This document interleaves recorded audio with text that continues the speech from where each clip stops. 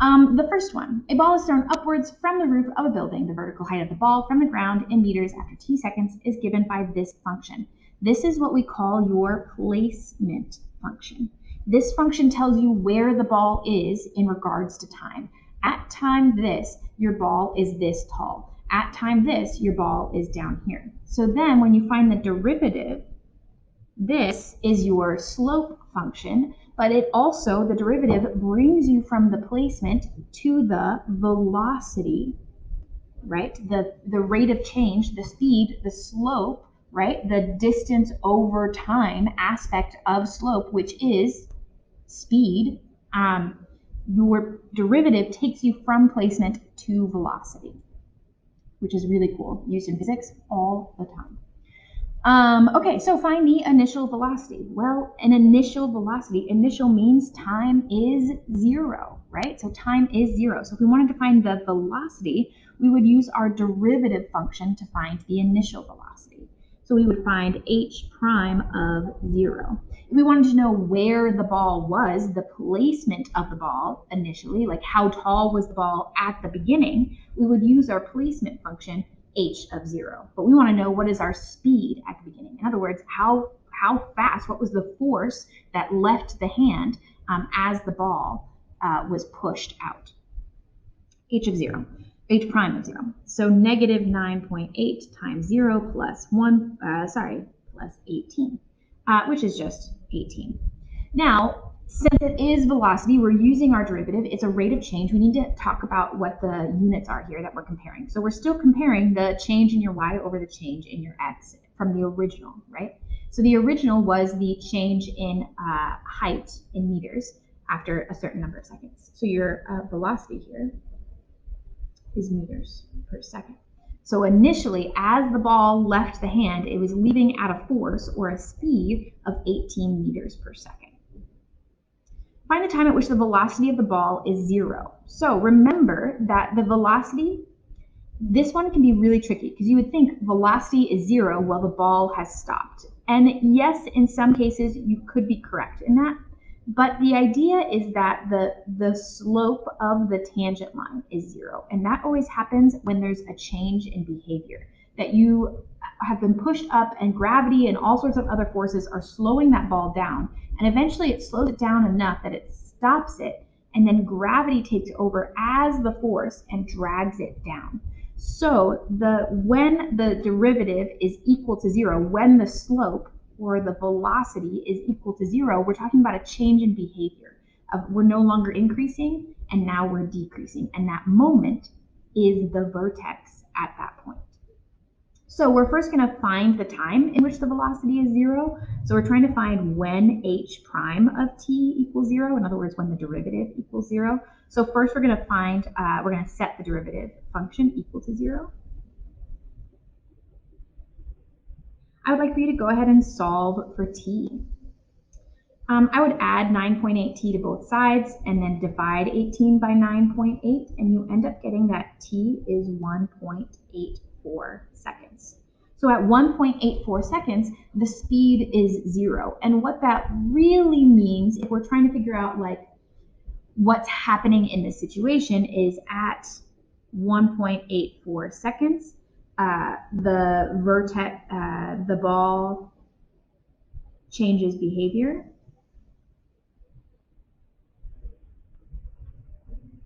And starts to fall as opposed to rise. You could say that at 1.84 seconds, the slope is 0, or the derivative is 0, or the speed is 0. Or you could say at 1.84 seconds, the vertex is where the vertex of the parabola is, the placement parabola. But really the idea, like we want to compare it, we want to talk about it in a way that makes sense to anybody who's reading this, is like, hey, well, at this time is really just when the ball starts to fall.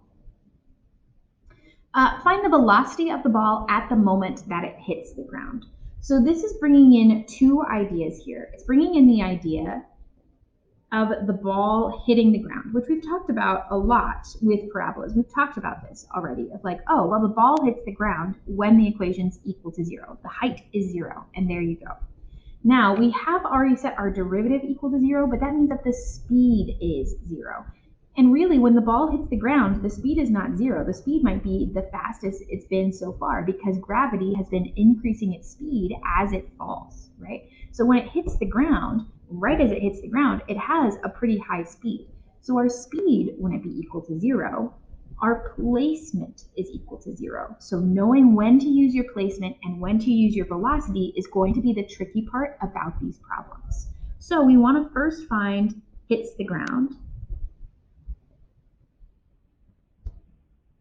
which is when your placement equation is equal to 0.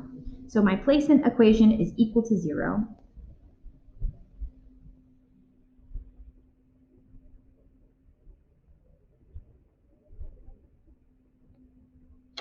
I'm going to graph this, and I would encourage you to graph it as well, because we're going to solve for all of these by graphing it on our calculator and grabbing those values from our calculator. So I'm going to first graph my placement in f1 of x. So that's my negative 4.9x squared plus 18x plus 50. And it looks really crazy because my scale is really crazy of my window. So I'm going to go to my zoom and first hit standard, and then I'm not going to be able to see it very well. Maybe I'll try fit instead as a nice easy thing, and that looks so much nicer. So fit was really nice for us there. Okay, so that's our placement, and I'm going to go in right now, and I'm also going to graph the derivative function. So negative 9.8x plus 18. So notice that the relationship of the original function and the derivative function is not, it doesn't really look like it has too much in common. But I do want to point out a few things. That is that when your negative 9.8x plus 18, negative 4.9x squared plus 18, that's why. My bad. I was like, that actually doesn't follow what I'm looking for at all. This needs to be x.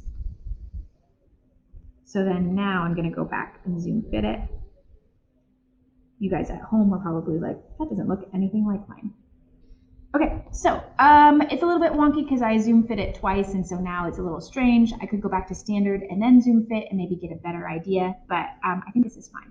So notice the comparison of these two graphs. Still doesn't look very much the same. The relationship is not evident at this moment. However, notice that when your derivative function is equal to 0, in other words, when it's crossing the x-axis, right above it is exactly where the vertex of your parabola is. So there is a relationship here that, hey, your parabola is positive. It's increasing until we hit the vertex here. And notice that your derivative function is positive. Is it falling? Yes, the slope is negative for sure, but it's above the x-axis. And since it's above the x-axis, that means that the slope of the original function is positive. So as we are increasing, this derivative function is above the x-axis, it's positive. At the vertex, the derivative function is equal to 0, and our moment of change, our change in behavior, is right above it. And then that's when things start to shift. My derivative function now goes below the x-axis, indicating that my slope is now negative, which coincides with this graph that, hey, now my graph is starting to go down, down, down, down, down, down, down. I'm going to use this to solve for my x-intercepts because what I'm trying to find is when this guy is equal to 0. So I'm trying to find it either here, or here. I don't really care about the negative one, right? Because we're really only actually looking at from here on.